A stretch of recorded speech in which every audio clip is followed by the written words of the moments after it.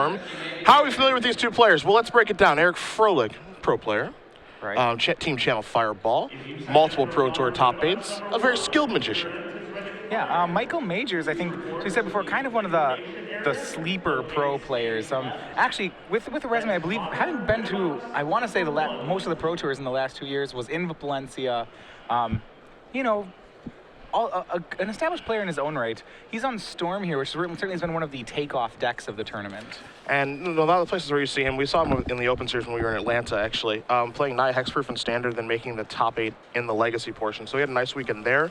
He's obviously having a nice weekend here. 8-1 with Storm.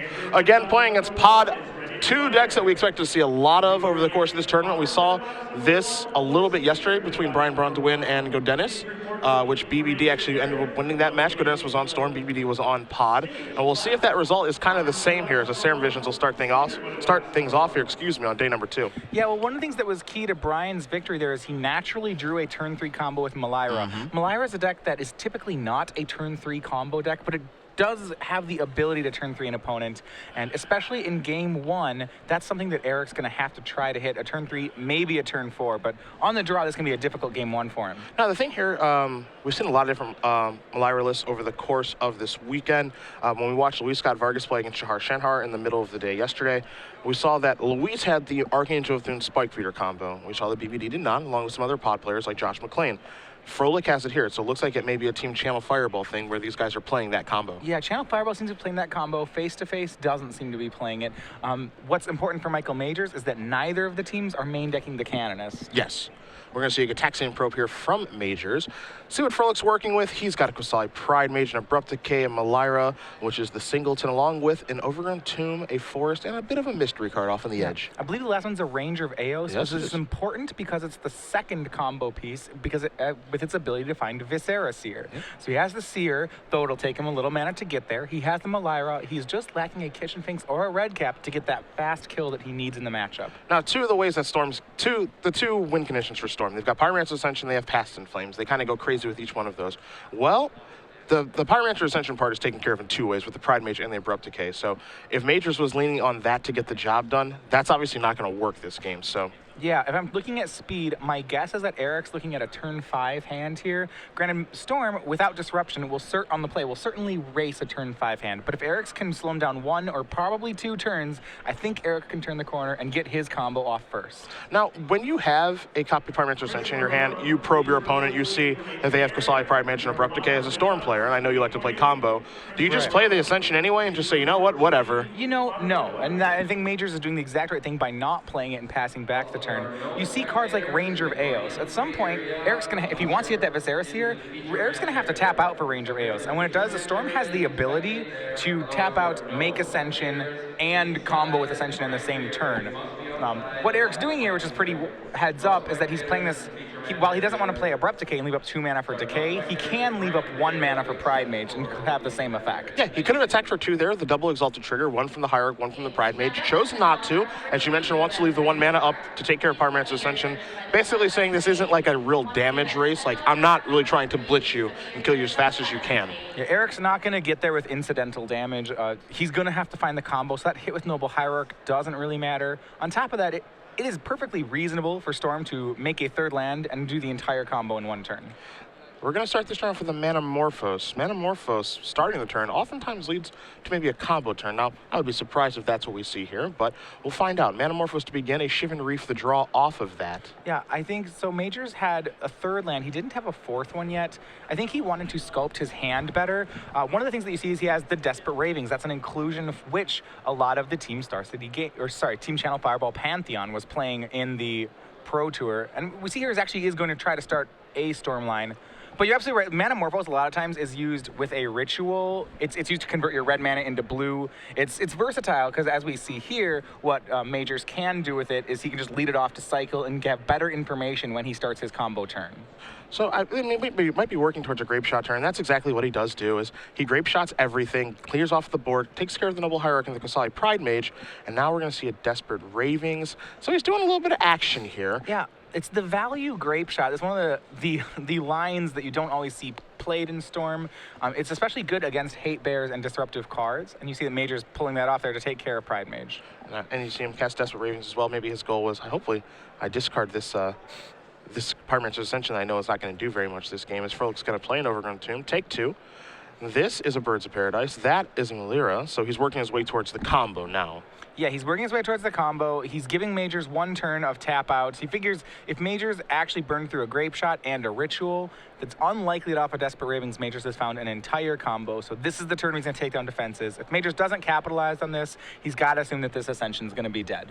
And don't forget, too, that was a conscious decision by Majors to basically say, all right, I've got to kind of slow you down. I'm not going to be able to kill very, very quickly here. So as a result, my plan is basically, okay, I'm going to Grape Shot some of your stuff, use that Grape Shot potentially later via Past in Flames, as Major's going to cast the Serum Visions, hit 1, hit 2 after he does draw. And there's another copy of Pyromancer's Ascension. Yeah. And we'll see just what he expects to have happen here. I bet he will keep that Ascension on top as well, just because of how dead this first Ascension is most likely. The difficult part is I don't think he has another way to put a counter on his Ascension just yet. He may have a Desperate Ritual, so maybe he has a way to put a second counter on it next turn, but he doesn't have another way to activate this one this turn. He did look like he kept the Pyromancer's Ascension on top, put the other card to the bottom. And Majors is going to play an island and then pass it back. We actually do see that Majors has found the combo piece that he needs in this matchup. He has found the Past in Flames. That's in his hand. So at that point, all he really needs to do, because he has Manamorphoses and Rituals in the yard, is he just needs to build a critical mass of mana. That critical mass is probably 6. And once he starts on that, he can go Past in Flames and start the Ritual chain, which that could happen as early as next turn, actually.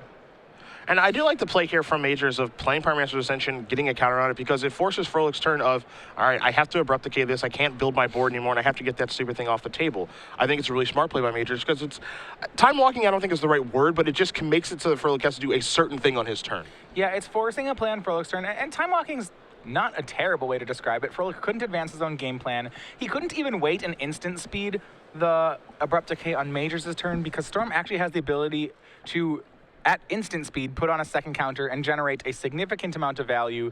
If you wait until Major's turn, Majors could Ritual to get the second counter and maybe burn off a couple Manamorphoses and draw 4 cards before the Pyromancer left.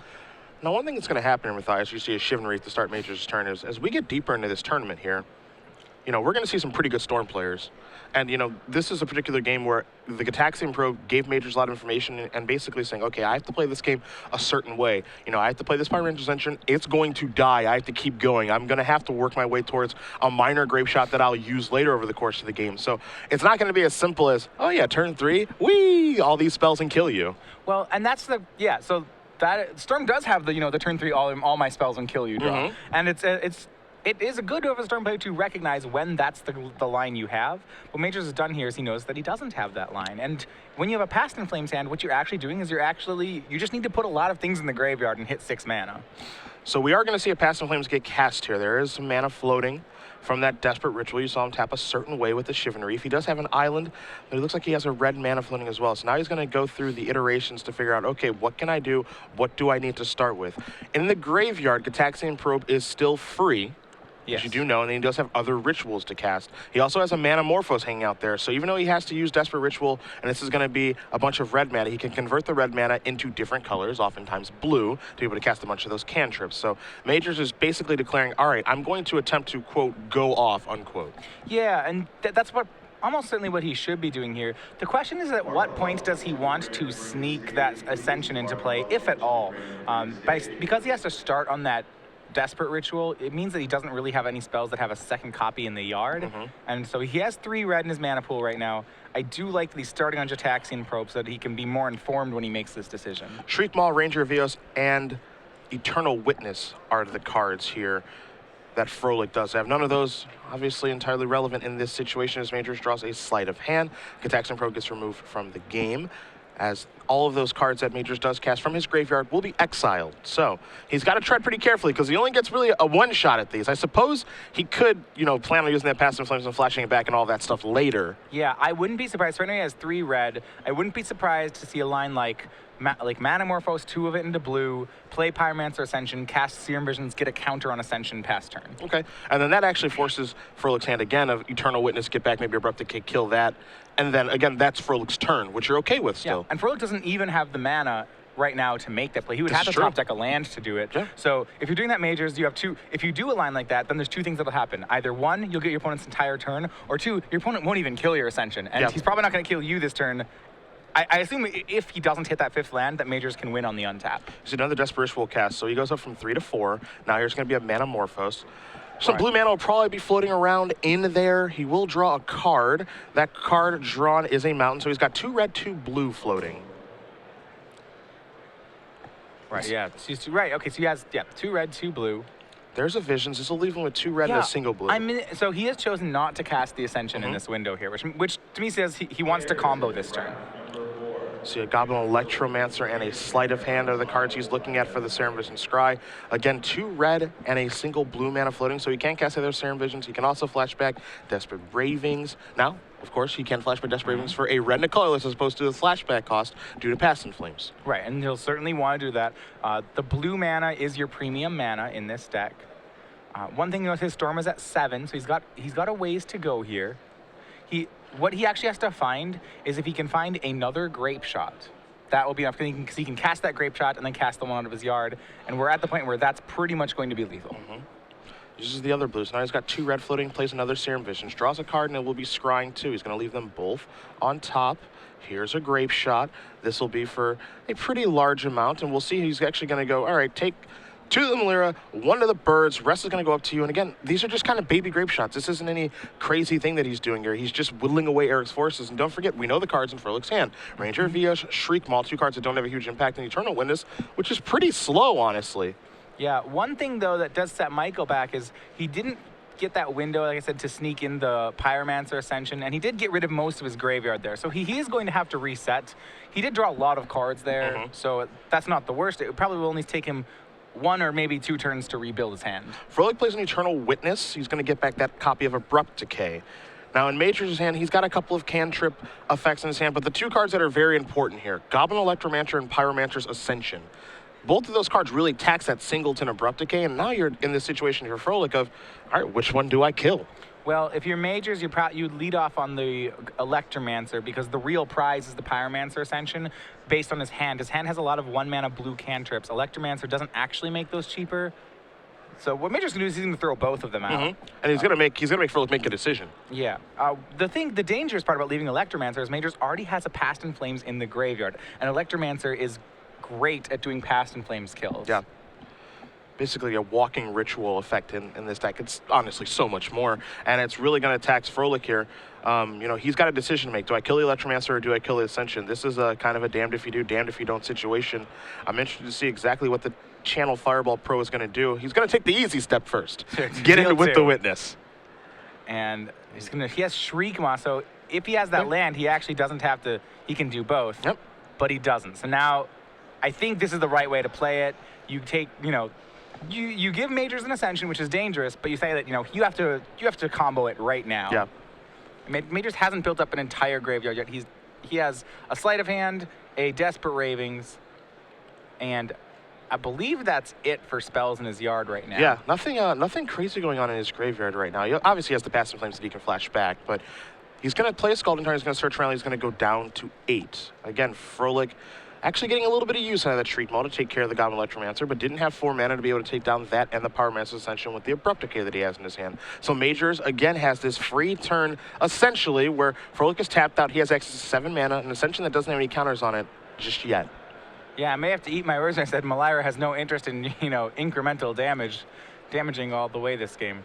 So that's a second Sleight of Hand. Different art, so it doesn't always look like the same card, but that is a second copy, so he has 1 counter on the Ascension. One's going to go to the grip, one's going to go to the bottom. Now, if you're Majors, the goal is to get the second counter on the Ascension and start to go absolutely crazy. He does have 2 copies of Thoughtscour in his hand. He's going to cast the first one, going to target himself, turn over 2 cards here in Scalding Tarn and Gitaxian Probe. He'll take a draw, didn't quite catch it, but we do know he has another copy of Thoughtscour, and that is going to trigger the Ascension. So, you see him roll up the die to 2. Serum Visions and Misty Rainforest go to the bin. Pyromancer's Ascension goes to the grip. Now he gets to really do his thing.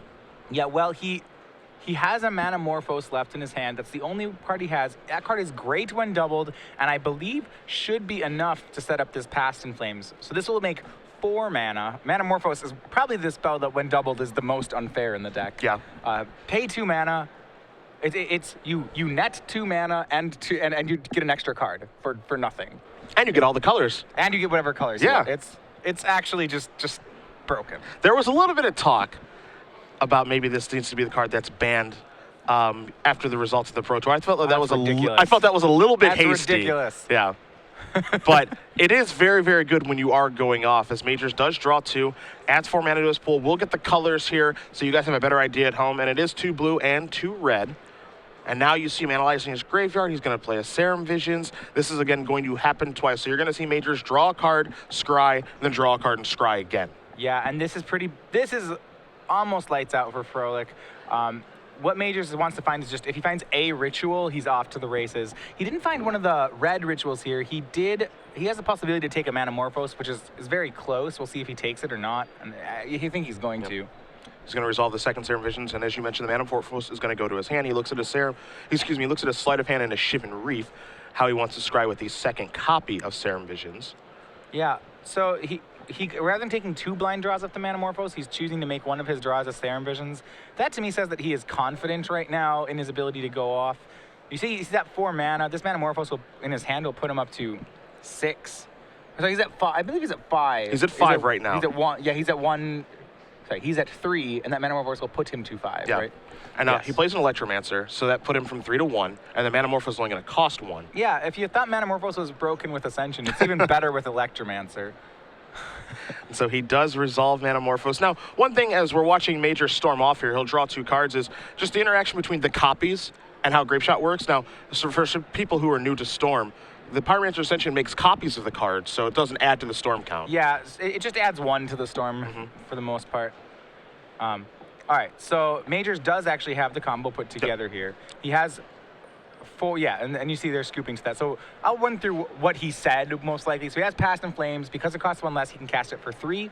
He'll have 1 mana floating, so with 3 mana, after Past in Flames, he'll have access to 3 mana, the entirety of his graveyard, all of them being doubled, all of them costing 1 less. And just looking at the graveyard, there's enough cards there to cast all the spells and the Grapeshot. It's already lethal without him having to draw any additional cards. Now, so Froehlich was asking, okay, you get Past in Flames, you're going to do a bunch of stuff. Do you have another Grapeshot in your deck? The answer is yes. Major goes and shows him the second Grapeshot. Froehlich says, that's good enough for me. I'll concede the game. So, after all the dust settles, Michael Majors does win game number 1 of round 10 here in Richmond. Eric Froehlich down a game with Melirapod. We're going to take a look at his sideboard, because one of the things here is I think that Melirapod's a bit of a dog game 1 against Storm, but they certainly, get to shore things up. Froehlich has 4 copies of Thoughtseize, a Burrington Forge Tender, an Aethersworn Cannon, a Kadaki's War Wage, an Orzhov Pontiff, a Sin Collector, a Harmonic Sliver, a Thrun the Last Troll, and a Tomb Exarch, a Slaughter Pact, and 2 copies of Path to Exile. 4 Thoughtseize, well, that's the easy one. But the singletons are what really change things, because Aethersworn Cannon is very, very hard for Storm to beat. Yeah, and it's not just Aethersworn Canonist by itself. The biggest thing, and we talked about this last time we saw this matchup, is the ability of Melirapod to Chord of Calling into Canonist in the middle of the Storm player's combo. When he does that, the Storm player has to stop immediately. He's already played his 1 non-artifact spell for the turn over. And there's not a great way for the Storm player to play around this. Now, other cards here that are going to come in, Sin Collector is basically just a discard spell. The important thing is that it exiles the card as opposed to putting it in the graveyard. Then you've got Harmonic Sliver, which may not be all that exciting, but the fact that it can kill Pyromancer's Ascension, as we saw that last game, very important. And last but certainly not least is Entomber Exarch, which is, again, just kind of a glorified discard effect, and it does actually put the card into the graveyard. But again, you're going to get information, you get the opportunity to look at their hand, it works in your pod chains, and making them discard so you don't have a critical mass of spells in their hand is very important. Yeah, it's probably just a better 4 than red cap. In some matchups, you may need a red cap to win. At this point, if Eric can gain infinite life off his combo with the Kitchen Finks, that's a good enough. That will win the game. So the reason sometimes that doesn't work, you have to worry about decks that could create a creature wall that you can't break through, or decks that could mill you. Storm is neither of those. Once you get infinite life, the game is yours. Now, you've got Michael Majors' sideboard in front of you, and as a player who's playing Storm in this position, you have to assume that a card like Aethersworn Canonist is going to be coming in, and other things of that nature. So any Echoing Truth or stuff like that hanging out? Yeah, I mean, every Storm deck pretty much has a bounce spell in the sideboard, because and it's fun because you pretty much board it in blind in every matchup. Because Storm has the ability to draw its whole deck in a turn, just putting in one Echoing Truth, oftentimes, you know, say your opponent plays Leyline of Sanctity, right? We'd be like, well, fine, I will just have to draw my entire deck, find that Leyline, bounce it, then kill you. He has 2, so that means he can actually naturally draw one sometimes. One other thing he has, and this is for aggro matchups a lot of the time, he has 4 Lightning Bolts on the sideboard. That's a card that the Pantheon team has played in the main deck. Or sorry, the Pantheon team does not play in main deck. They play this out of the board. Face-to-face game. Yeah, face-to-face, and then they play the Lightning Bolt in the main. But he has it in the board, and that'll be good against hate bears that Froehlich could bring in. He's obviously looking for Canonist, but there are other hate bears. Gaddock Teague actually stops his ability to cast Past in Flames, so that card's not irrelevant. There are other cards that you could see, things like, you never know what hate bear and Malarapod could bring in. Like, you could see Thalia. You could even see something like Leonin Arbiter. That's possible. Yeah. Now, here's the big question. You know, we've seen in the sideboards of both teams' Storms decks, they have Empty the Warrens. And in this particular matchup, there's a card like Orzhov Pontiff, which makes Empty the Warrens quite poor. So you're playing this little bit of game of chicken, for lack of a better term. It's like, I can board and Empty the Warrens, put a bunch of Goblins in play, and while you're trying to mess around and make me this card, I've got 10 1/1s, and you're a little too slow to catch up with that.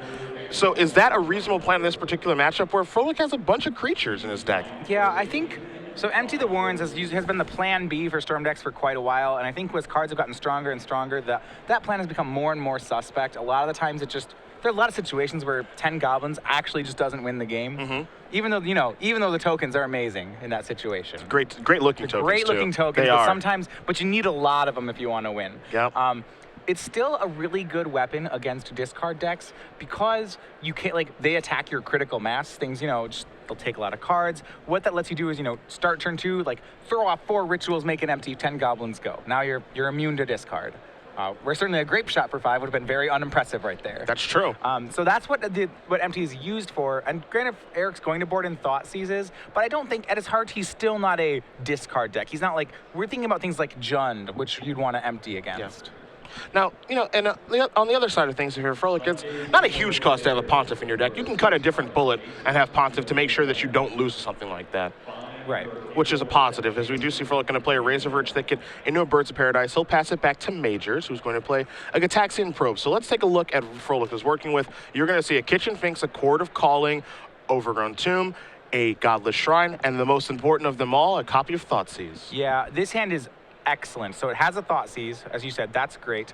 Also, it has, on turn 3, he can represent Chord for 2, and that should stop any nut draw that Majors could put together. And there is a Lightning Bolt to take down the Birds of Paradise. Now, we had a feeling he'd bring Lightning Bolt in, of course, as it has plenty of targets in this matchup. And by Lightning Bolting there, Majors is basically saying, I need you to slow down. Yeah, I think in the history of Magic, when you played against a Birds of Paradise deck and you have a Lightning Bolt, the correct play is always been to Lightning Bolt the Birds, regardless of matchup. Majors is going to show his hand. He's got a copy of Manamorphose, a Pyromancer's Ascension, an Electromancer, a Serum Visions, a Sleight of Hand, and an Island. So he's got a pretty good hand as well here for game 2. Yeah, this is pretty resilient. One thing which the Chord of Calling for Canonist does not deal with well is Pyromancer Ascension. It's great at dealing with Past in Flames kills, so I expect you'll see Froehlich take the Ascension as opposed to taking the Electromancer here. That does mean the Majors could have a pretty powerful start, but Eric's going to go the other way. He feels fine dealing with the enchantment. So here's a draw to Desperate Ravens there for Majors. He's going to play an Island. He's going to deploy the Ascension and pass the turn back. Froehlich will take a draw. And part of the reason that Froehlich actually did let Ascension stay is because last turn he drew a copy of Kasali Pridemage. So he's got... That is an excellent reason to make it stay. I agree with you. As he has an answer to both things. He's going to play the Pridemage out. See what land he's going to play, because he does have a dual land he can play tapped. He can also just play Verdant Catacombs. Catacombs obviously gives him the option to search for a land, be it tapped or untapped, and then be able to kill the Ascension. But he's actually just going to play Godless Shrine untapped, get rid of the Ascension now, and pass the turn back. So a bunch of exchange of resources here to start things, and now Majors needs to look for one of those ways to really get going. Yeah, and like I said before, you wish you could do some damage with the Pridemage, but the fact that there's so much instant speed in the Storm deck that it's just dangerous to let them have the Ascension at all. They can. You don't want him even drawing one extra card off that Ascension, and the best way to do that is just to kill it immediately. Serum Vision draws a card, and it's also looking at Electromancer and a Past in Flames. So 2 good cards we're looking at, going to keep them both on top. That's that sinking feeling, by the way. Top, when they go tap with Serum Vision. It's not the best feeling in the world. As Majors is going to play Manamorphose. This is strictly to draw a card so we can put Electromancer into play and pass the turn back. And again, Majors is working with some pretty good information from that Cataxian Probe on turn 1, as Froehlich draws a copy of Quarter Calling for the turn. Yeah, it's a second Court of Calling. What that means right here is that with Kitchen Finks and 2 Court of Callings, a combo is looming. Yeah, I guess that is true. He can work his way towards the infinite life combo, which is going to get the job done. However, the scary thing we mentioned is scry. The other thing is letting your opponent untap with a Goblin Electromancer with cards in their hand. Yeah, I mean, if opponent's gone top and they're untapping with an Electromancer, that's not what you wish was happening. Froehlich didn't really have an option here. He could have courted for 1 or casted Sphinx. There's no removal spell for Electromancer at 1 in his deck, so. I believe the fireworks are going to begin. This is going to be a 1-mana Pyretic Ritual. There will be 3 red in the pool. It's Dark Ritual, but red. It is. That's fun. Dark Ritual. It's a fair card. I guess Dark Ritual probably shouldn't be legal in this format. But we've made a makeshift Dark Ritual here. As Majors is analyzing the graveyard, we know he has a Past in Flames in his hand. He's going to, in a moment, it looks like, cast a Sleight of Hand. Yeah, he wants to get as many instants in the yard as he can afford before making that Past in Flames. Remember, Past in Flames is it's going to be cast for 3.